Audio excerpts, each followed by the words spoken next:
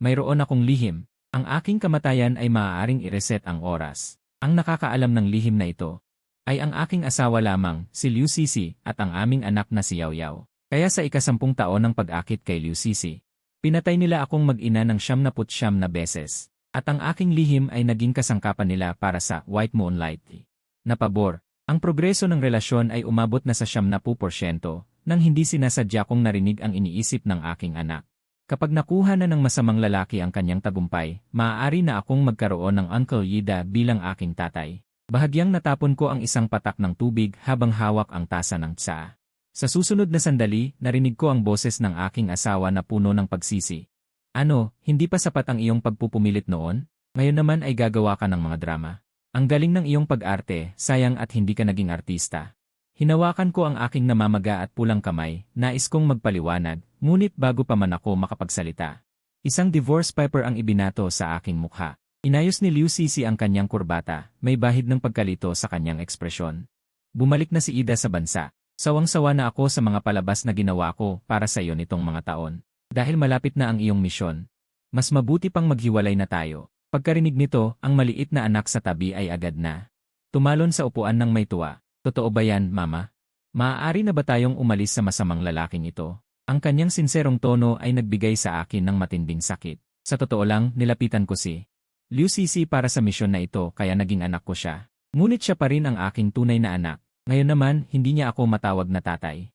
Umiti ako ng malungkot. Sa mag-inang ito na walang puso, wala na akong maramdaman na pagmamahal. Nang makita niyang palubha ng palubha ang aking ekspresyon, inakala ng aking anak na ayaw kong makipag-divorce kay Liu Sisi. Agad siyang nataranta at kinuha ang mga basag na piraso sa sahig at patuloy na ibinato sa akin habang sumisigaw, masamang lalaki. Pirmahan mo na agad. Huwag mong sirain ang relasyon ni Mama at ni Uncle Ida. Ang aking braso ay nagkaroon ng maraming mga hiwa ng dugo. Ngunit si Liu Sisi naman ay nakatayo lang doon na tila walang pakialam. Sa sandaling ito lamang, nakita ko na ang kanyang pagiging walang puso. Sa ilalim ng pagbabantay ng mag-ina, pinirmahan ko ang divorce paper. Pagkatapos, lahat ng aking mga gamit ay inayos at inihagis palabas ng bahay na ito. Pagkasara ng pinto, nakita ko ang aking anak na tuwang-tuwa na tinatawag si Zhang Yida. Uncle Yida, itinaboy na namin ang masamang lalaki. Kailan ka darating para maging tatay ko? Matagal akong nakatayo sa labas hanggang sa tuluyan ko nang matanggap ang katotohanan ito. Nabigo ang aking misyon. 3 taon na ang nakalipas. May malubha akong sakit. Bago ako mamatay, may tinatawag na system na lumapit sa akin. Sa sandaling matagumpay kong maakit ang sinumang babaeng bida sa isang parallel world, makakakuha ako ng kalusugan at 1 bilyong ari-arian. Walang pag-aalinlangan na tinanggap ko ito. Ito ay parang isang biyayang biglang dumating. Inakala ko na kailangan ko lang magsagawa ng simpleng relasyon. Ngunit hindi ko inaasahan na sa 79% ng progreso, ang pabor ni Liu Sisi sa akin ay hindi na lumalagpas pa. Nalaman ko na sa kanyang puso, palagi siyang nag-isip ng kanyang White Moonlight. Ako ay kapalit lamang, matagal ko na itong alam. Nang piliin ko si Liu Li bilang target NA, binigyan ako ng sistema ng lahat ng impormasyon tungkol sa kanya. Ang kanyang childhood sweetheart na si Tirani Netile. Hindi niya kinaya ang kanyang paghihirap kaya nagpasya siyang umalis ng bansa. Nakita ko ang pag-aalinlangan ni Liu Sisi nang mahulog siya sa akin, at narinig ko ang bawat voice message na ipinadala niya kay Zhang Ida sa hating gabi. Nakausap ko siya, ngunit nang makita ko ang patuloy na pagtaas ng tsansa. Progress, nawala ang aking mga pagdududa. Dahil sa tingin ko noon, mahirap na naipon ang ganito kataas na pagpapahalaga. Hindi ko ito pwedeng ipagpaliban. Bumuntong hininga ako nang walang magawa. Ang electronic voice ng sistema ay tumunog. User, ang pag-usad din ay umabot na sa 79%. Nais mo bang magpalit ng target? Walang pag-aalinlangan na pinili ko ang kumpirmahin. Agad na lumabas ang impormasyon ng susunod na pangunahing karakter na si Su Wanru. Ang mortal na kaaway ni Sisi. Upang bigyan si Zhang Yida ng titulo sa lalong madaling panahon, niyaya ni Sisi ako sa opisinang pangkasal kinabukasan. Narinig ko ang aking boses sa telepono na nagsasabing magaling na. Si Sisi ay unang natahimik. Ang kanyang tono ay may bahid ng kawalan ng katiyakan. Bakit ka sumang-ayon ng ganoon kadali? Hindi ba't nagpaplano ka na naman ng masama? Sinasabi ko sa iyo, Futing, ang mga laro ng pagpapanggap at pagpapakipot ay hindi na gumagana sa akin. Pinutol ko siya dahil sa sakit ng ulo. Kung wala ka ng ibang gagawin, isara mo na. Bukas, magbibigay ako ng pahiwatig na pupunta ako. Binabaan ko ang telepono ng malinis. Nakatingin sa ilang karagdagang papeles tungkol kay Su Wanru sa mesa, lumubog ako sa pag-isip. Tinanong ako ng sistema. Ang pag-usad ng plano ay umabot na sa 99%. Hindi ba't sayang kung bibitaw ka na? User. Sa totoo lang, sa tingin ko pwede ka pang manatili ng kaunti. Ngumiti ako sa sarili kong pangungutya. Mula sa simula, alam ko na itinuring niya akong kapalit. Dapat sana ay sumuko na ako.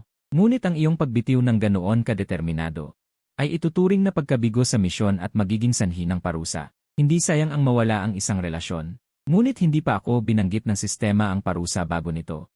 Bigla akong kinabahan. Agad akong inalo ng sistema. Dahil ito ang iyong unang misyon.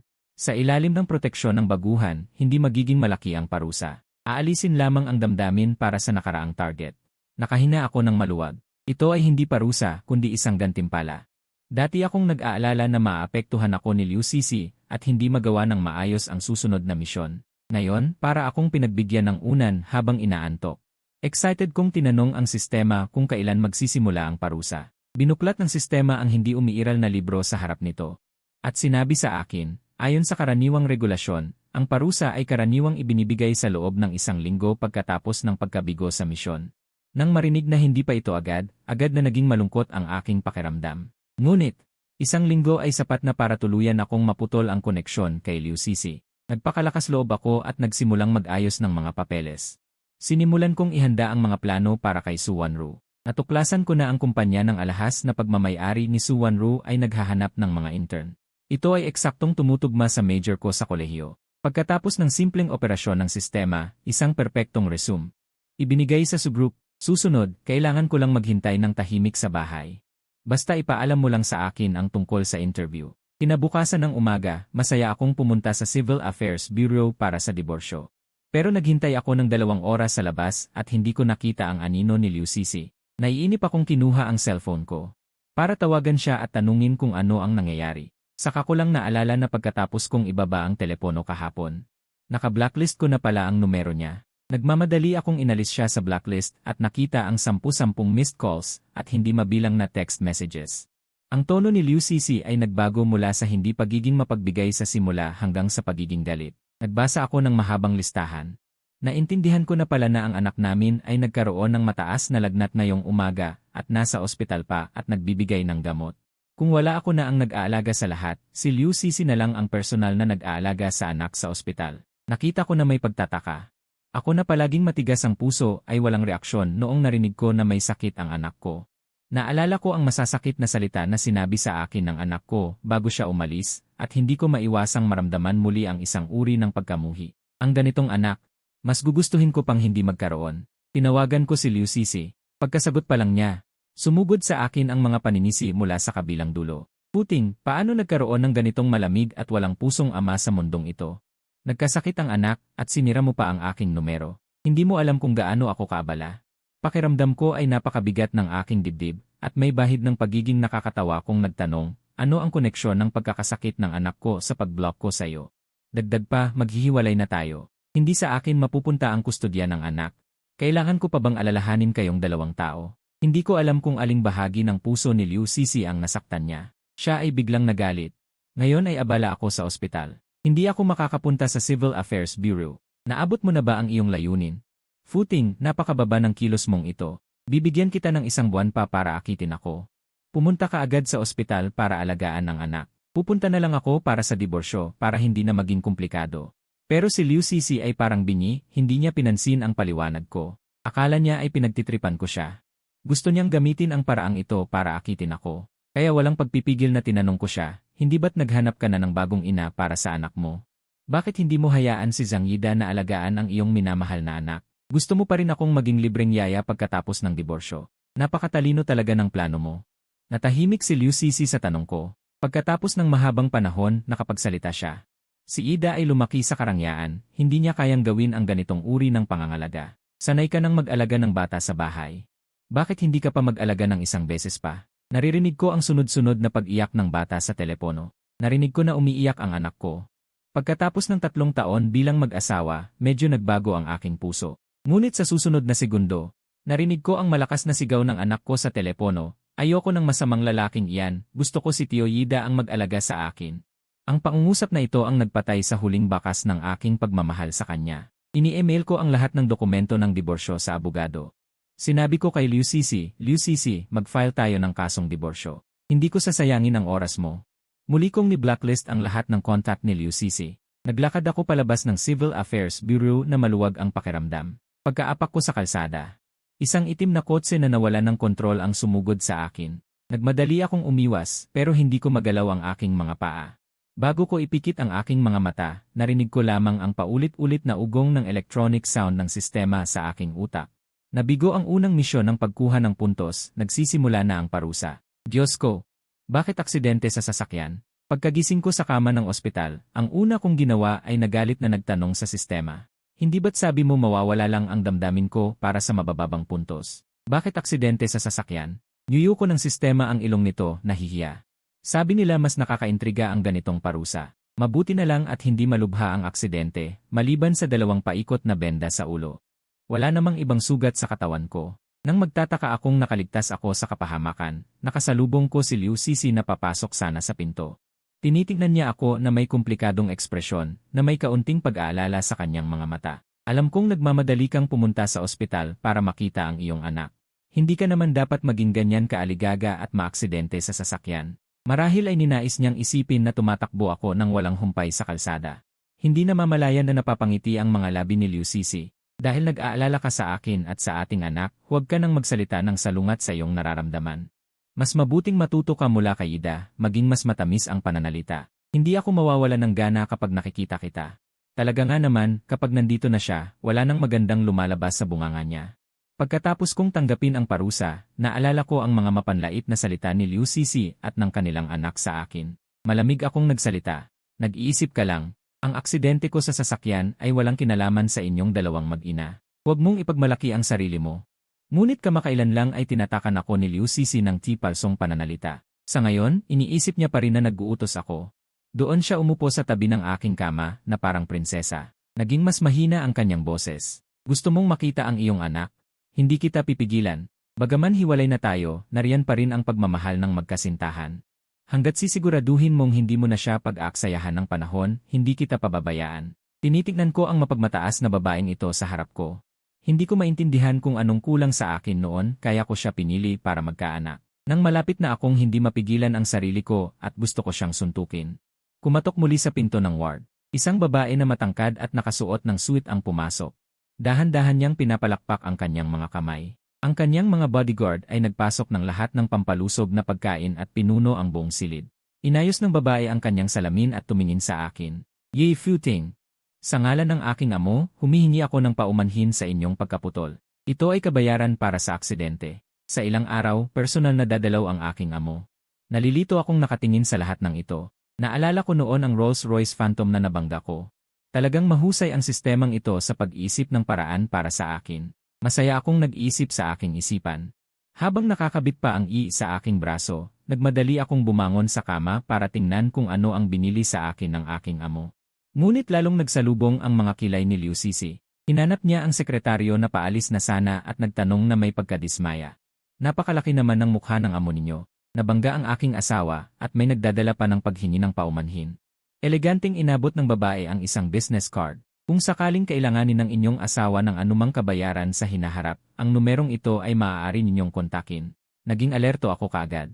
Hiwalay na kami at gusto mo pa akong humingi ng kabayaran. Si Liu Sisi ay masyadong hindi makatao. Habang ako ay tulala, inagaw ni Liu Sisi ang business card na hawak ng sekretaryo. Nang makita niya ang pangalan sa card, napakula ang mukha ko ng berde, nakasulat ang 3 malalaking letra, Su Wanru. Bilang matagal ng karibal niya sa negosyo, laging lamang si Su Wanru kay Liu Sisi na laging kinikimkim ang sama ng loob. Ngayong may napagbunto ng loob na siya, ang unang naisip niya ay sisihin ako. Ilang araw pa lang ang nakalipas mula nang maghiwalay kayo. Agad kang nakipag-ugnayan sa kanya. Gaano ka ba kadesperado, Futing? Naiintindihan ko ang sakit sa dibdib ko. Kailan kaya magiging normal ang pag-iisip ng babaeng ito? Hindi pa man ako nakapagsalita. Nakatutok na ang mga mata ni Liu Sisi sa bag ko na parang may autolocator. Isang puting papel ang bahagyang lumabas. Biglang kinabahan ang puso ko. Tapos na. Pagdating ko, inilagay ko sa bag ang resume para sa interview. Hindi ko inakala na mangyayari ito. Bago pa ako makakilos, kusang kinuha ni Liu Sisi ang piraso ng puting papel mula sa bag. Nang makita ang selyo ng Suklan Group sa ibabaw, natigilan si Liu Sisi. Jewelry designer. Futing, magaling ka talaga. Nagmamadali kang ibigay ang talento mo sa kalaban ng asawa mo.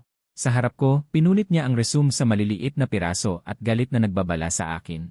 Hindi pa tayo naghihiwalay. Huwag mong isiping makikipag-ugnayan ka kay Suwanru. Hindi ko maintindihan. Wala akong anumang ugnayan kay Suwanru noon. Alam ko lang na siya ang karibal ni Liu Sisi. Bakit kaya siya galit na galit?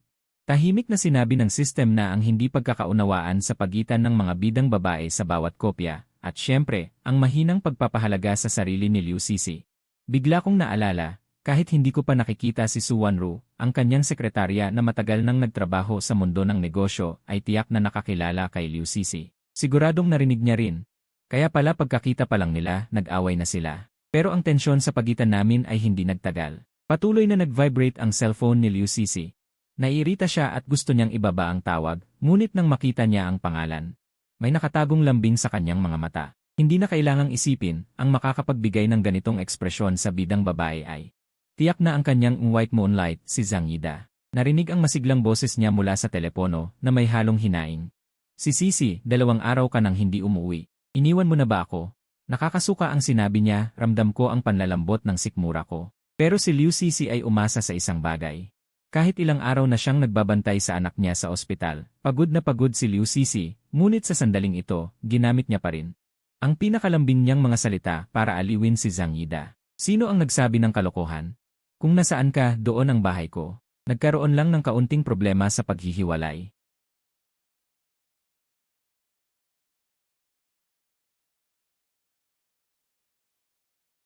Kasalanan ko ang lahat ng problema sa paghihiwalay mo.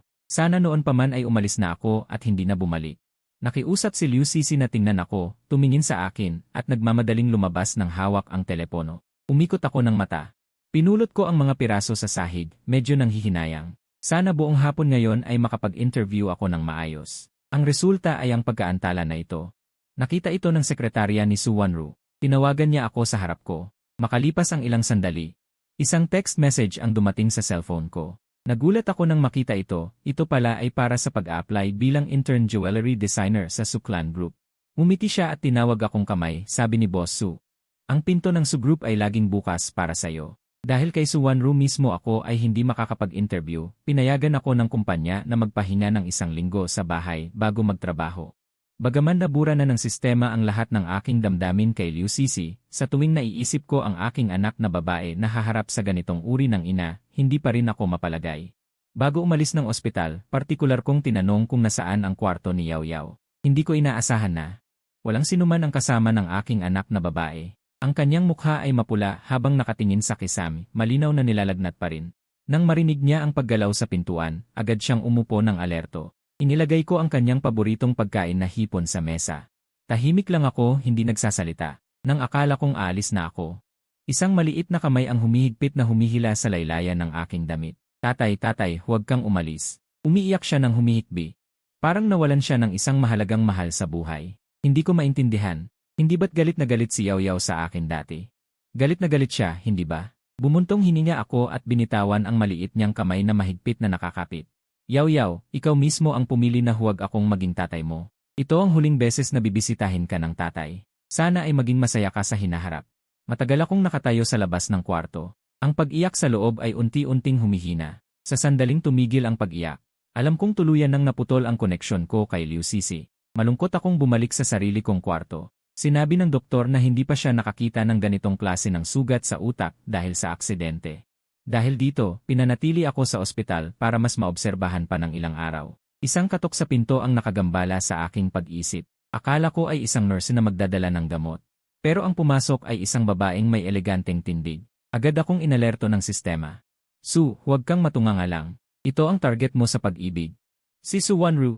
Sa sandaling iyon, namangha ako sa kanyang kagandahan at pakiramdam ko ay pamilyar siya. Ngunit hindi ko maalala kung saan ko siya nakilala. Ang orihinal na may-ari ng katawan na ito at si Suwanru ay parang nagtapos sa iisang unibersidad. Bilang isang senior, dapat niya akong tawagin junior. Pero, close ba kami? Tahimik akong umiinom ng chicken soup, nagpapanggap na abala, habang mabilis na pinag-iisipan ang pagkakataong ito na ibinigay ng langit. Ang mga plano sa pagsakop na isinulat ko noon ay walang silbi. Si Suwanru ang unang nagsalita, ang trabaho mo. Dahil kay Liu, nagkaroon ng kaunting problema. Agad akong kinabahan. Itinigil ko ang kutsara sa aking bibig. Kung hindi ako makapag-intern sa Su-group, mawawala ang pagkakataon kong makilala si Su Wanru, hindi ba? Paano ko siya makikilala? Agad akong tumango, sinisikap na gawing mas mahina ang aking ekspresyon. Ginoo Su, alam niyo po, bagong iniwan lang ako ng isang babaeng demonyo. Hirap na hirap ako sa buhay ngayon. Hanggat handa kayong bigyan ako ng trabaho, kahit ano pa yan, kaya kong gawin. Ngumiti si Su Wanru. Wala pa kaming kumpanya na nang-aapi ng empleyado. Pagkatapos ay kumuha siya ng isang kontrata mula sa kanyang bag at ibinigay sa akin. Nagpanggap akong tiningnan ito. Pagkatapos ay mabilis akong lumagda. Sa kontratang ito, mas lalo akong nagkaroon ng seguridad para sa aking plano kay Liu Vigay.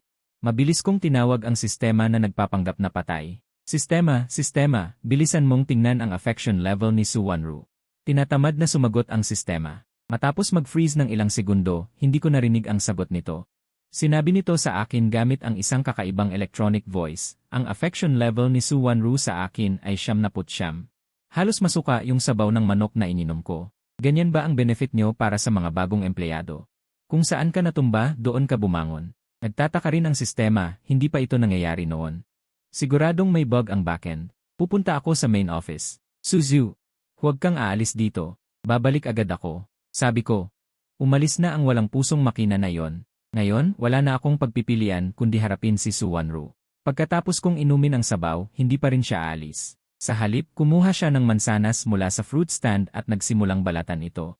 Sa isip ko, naalala ko ang napakaraming walkthrough novels na binigay sa akin ng sistema, pero hindi pa ako nakakita ng target na kusang nagbabala ng mansanas para sa sarili. Ang mga salitang inihanda ko kanina ay biglang bumara sa lalamunan ko. Habang kinakain ko ang mansanas na binalatan ni President Su para sa akin, parang nananaginip ako. Sinabi ng sistema na ang affinity ni Su Wanru sa akin ay 79. Kaya susubukan ko na lang. Habang naghuhugas si Su Wanru ng kutsilyo ng prutas, tinutok ko ang kutsilyo sa tamang anggulo at tinusok ko ang sarili ko ng malakas. Sumigaw ako sa sakit. Sa totoo lang, bumulagta si Su Wanru at tumakbo mula sa banyo na parang kidlat. Tumawag siya ng nurse at agad na nagbigay ng first aid. Kaya hindi na ako nabigyan ng pagkakataong saktan pa ang sarili ko. Napatingin siya sa akin habang hinal na hinal. Medyo nahihiya ako.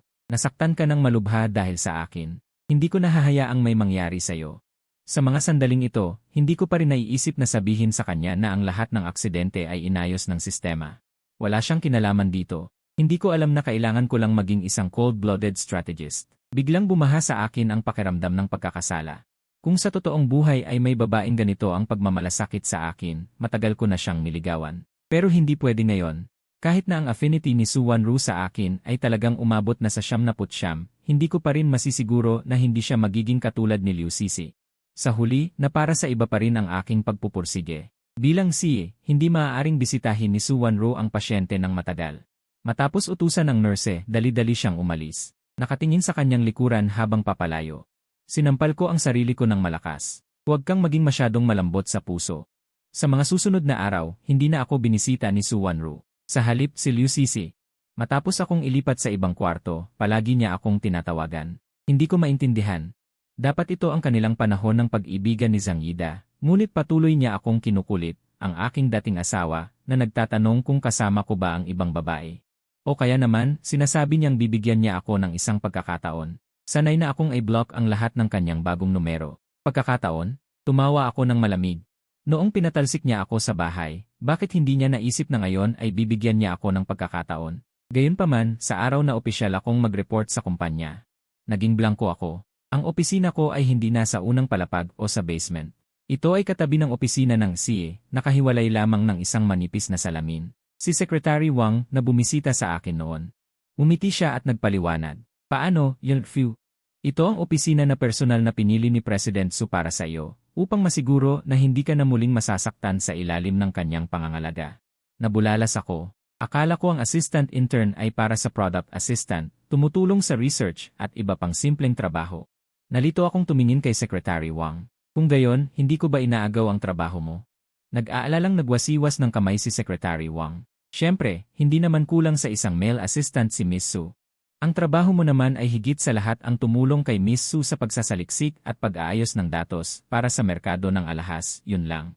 Siyempre, baka kailangan nating madalas na maglakbay. Ang unang misyon ay samahan si Su Wanru sa isang banquet.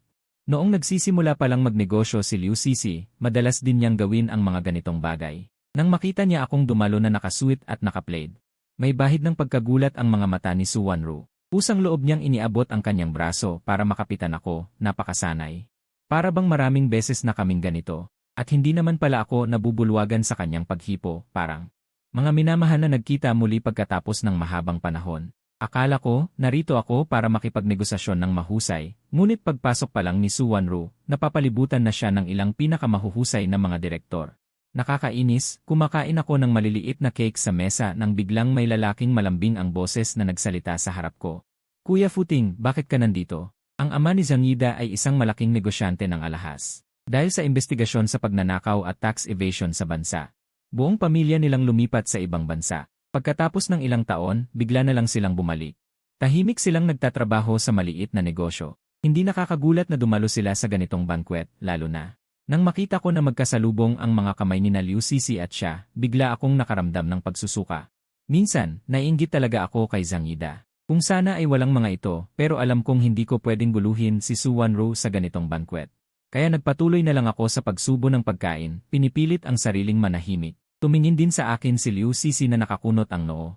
Futing, okay lang kahit mapahiya ka sa labas. Pero sa ganitong uri ng banquet, kung sakaling malaman mo, alam mo ba ang mangyayari? Nagkunot ang noo ko at tumingala ako. Pumasok ako sa pinto na hawak ang e-card ko ng lantaran. Anong mangyayari? Nang marinig ito ni Zangida, hindi niya napigilan ang pagtawa. Kuya Futing, hindi ka ba makakaisip ng mas kapanipaniwalang dahilan? Tanging mga negosyante ng alahas na may net worth na mahigit 10 bilyon ang may e-card dito. Ikaw, isang lalaking nakipag-divorce na at mahirap. Anong karapatan mo para pumunta dito? Umarko ako ng mata, talagang ayokong pansinin ang dalawang ito. Pero si Liu Sisi ay parang gustong manligalig. Huminahon siya at hinila ako sa gilid, bumulong ng babala. Ang mga taong tulad mo ay magpapahiya lang sa akin kung malaman nila. Habang hindi pa napapansin ng lahat, lumabas ka na agad. Para din sa'yo to. At habang hindi pa napapansin ng lahat, nakita ko si Zangida na nakatabi. Halos lumabas ang mga mata niya sa pagkamuhi. Biglang may narinig na malakas na tunog. Ang tore ng alak sa mesa ay nabasag. Dumating ng galit ang host ng banquet. Ito ang pinakamahusay na tiyampag na inihanda ko para sa mga bisita. Sino ang nakabasag nito? Agad akong hinila ni Zangida at nagsumbong, Kuya Futing, bakit ka hindi maingat? Habang sinisisi ako, nagpapakita siya ng mukhang nagsisisi at humihingi ng paumanhin sa host ng banquet. Paumanhin, Inver Granger. Baka nagkamali lang po itong bisita. Malamang nagkamali siya ng pinasukan. Sa pagkasabi nito, lahat ay tumingin sa akin. Ang banquet na ito ay isang pribadong pagtitipon, hindi bukas sa publiko, para sa mga negosyante ng alahas na magtransaksyon. O para palakasin ang kanilang mga kliyente. Ang anggulo kung saan nabangga ni Zangida ang tore ng alak ay napakahirap sa pananaw ni Liu Sisi. Noong tinatabig niya ako, aksidente ko siyang nasagi. Handa na sana akong magpaliwanag. Ngunit nauna nang magsalita si Liu Sisi, Mr. Grant, ang lalaking ito ay ang aking dating asawa. Siguro ay sinusundan niya ako kaya't lihim siyang nakapasok. Aksidente niyang natabig ang wine tower. Ako na ang humihingi ng paumanhin sa inyo para sa kanya. Tama nga naman, pagkatapos ng diborsyo ko lang nalaman kung gaano ako naging mababaw noon. Sa gitna ng karamihan, isang pamilyar na figura ang dahan-dahang lumapit sa akin.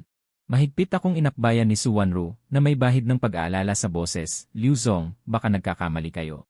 Si Futing ang aking katuwang. Magkasama kaming pumasok. Sa likuran niya ay naroon ang hotel manager.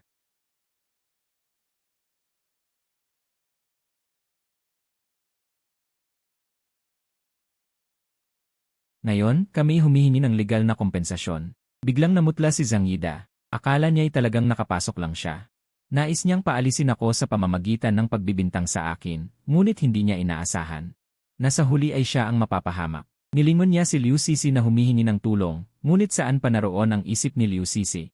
Nais niyang butasin ng tingin ang aking braso at ang kay Suwanru na parang ginagawa niya ito para pagselosin siya. Hinaplos ni Suwanru ang aking ulo. Pumunta ako sa manager para kunin ang surveillance footage. Hindi ka ba natakot habang mag-isa ka? Tanong niya nang may pag-aalala. Namumutla sa galit si Liu Sisi. Nang akma siyang lalapit para hatakin ako, bigla siyang hinawakan ni Zangida. Nakatingin din ng masama si Emir Grant sa kanya. Liu Zong, inakala kong ang isang taong kagalang-galang tulad mo ay magdadala rin ng lalaking kagalang-galang. Hindi ko inaasahan na siya'y ganyan kasama ang isip at kasama pa niyang pinilit na siraan si Emersu. Nais kong bigyan mo ako ng paliwanag. Hindi na makakilos si Liu Sisi, ngunit habang dinadala siya ng pulis, ay patuloy siyang bumaling sa akin. Napakaginhawa sa aking naramdaman kaya't winasakan ko siya ng mata. Sus! Magnanakaw na babae. Sa wakas ay nakuha rin niya ang parusa dahil natapunan ng alak ang kanyang suit kanina sa party. Una akong inihatid ni Suwonru palayo sa lugar. Napakabagal ng biyahe pauwi. Dagdag pa ang mga komplikadong pangyayari sa party. Medyo kinakabahan ako at hindi ko napigilang makatulog. Nang magising ako, napansin kong nakasandal na pala ako sa balikat ni Suwonru at matagal nang nakapatay ang sasakyan. Agad kong pinunasan ang laway sa gilid ng aking bibig. Tinitingnan ang bahagyang namumulang pisngi ni Suwonru, medyo nahihiya ako. Suzong, nagdulot ako ng problema sa'yo sa unang misyon ko. Pasensya na. Bahagyang nagkislapan ang pilik mata ni Suwonru na may bahid ng pagkaantala sa kanyang boses. Okay lang naman. Hindi ko maintindihan kaya't tumingin ako sa kanya. Pwede pa akong maging mas pabigat sa hinaharap. Sa dilim, napakagandang pagmasdan ng kanyang mga mata, at sa isip ko naman ay nagliliyab ang mga ideya. Naabot na ang progreso sa pagkuha, 100%. Mangyaring piliin ng host ang kanyang gantimpala. Hindi ba? Ganun kadali? Nakasandal lang ako sa balikat niya at nakatulog, tapos nakuha ko na si Suwonru. Bakit hindi ko napansin na ganito pala ako kakakit-akit noon? Mabilis kong binuksan ang sistema sa aking isipan, ngunit mukhang malungkot ang sistema. Sinabi niya sa akin na may problema ang president ngayon, at hindi pa ako makakaalis sa mundong ito sa ngayon. Pero ang mga gantimpalang nakuha ko dati ay maaari pang ibigay sa akin ng totoo. Tinitingnan ko ang napakagandang mga mata ng babaeng nasa harapan ko, hindi ko alam kung saan nagmula ang lakas na ito. Tanungin mo siya, Suwonru, matagal mo na bang gusto? Nagpalipat-lipat ang kanyang Adam's apple sa kanyang lalamunan bago ito bumaba bilang ilang mahihinang tunog. Agad akong nabuhayan ng loob. Sa aking pagiging kampante sa aking tagumpay sa pag-akit, sinimulan ko siyang tanungin ng walang pag-aalinlangan. Kailan? Hindi ko alam. Gusto mo na ba ako noong nasa paaralan pa tayo? Natigilan ako. Tila napabalik ang aking isipan sa mga panahon ng aking pag-aaral. Sa katunayan, ang orihinal na may-ari ng katawan na ito. Naging malungkot ang kanyang pamilya at madalas siyang binubuli noong nag-aaral pa siya. Sa kabilang mundo naman, naging mahina ang aking kalusugan at halos hindi ako nakaligtas noong ako'y pumunta rito. Ilang lalaki ang pumilit sa akin papasok sa banyo sa mga cubicle. Patuloy nilang itinulak ako. Gamit ang aking natitirang lakas, nakatakas ako. Nang mabangga ko ang unang babaeng nakita ko sa may pintuan.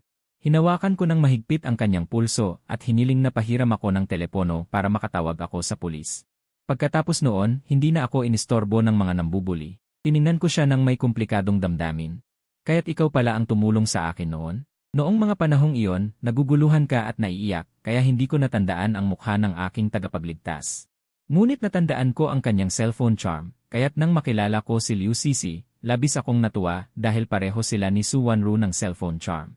Ngunit alam kong hindi siya ang taong nagligtas sa akin dahil magkaiba ang kanilang boses. Akala ko ang pangyayaring ito ay mananatiling nakaraan lamang.